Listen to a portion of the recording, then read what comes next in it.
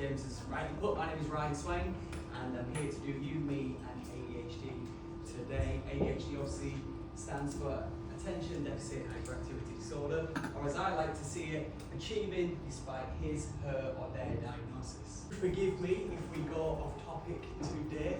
Okay, we have a tendency to do that. We can talk about ADHD and it might go into a conversation about Strictly Come Dancing or penguins. But either way along the lines, we've got to learn something new. Before we get started, I have got a little opening introduction. As a presenter, I'm used to bringing people on and off all the time, giving them a big build-up, so unfortunately I haven't got any. Oh, you did a great job here.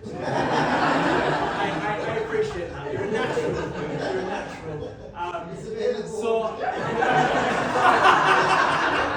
The great showman sat right here.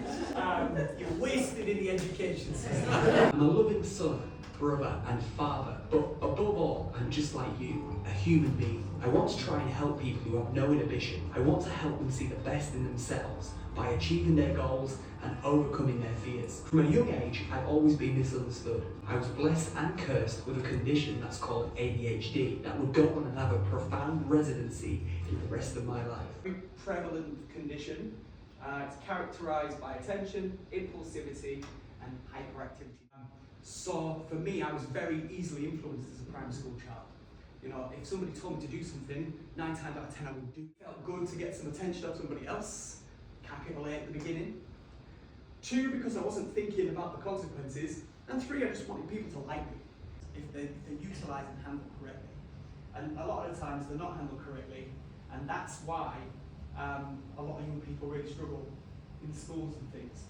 ADHD is present in every culture and background. Now that is a fact. Like I said, it's a biological thing. Up to 30% of children have ADHD and also have dyslexia.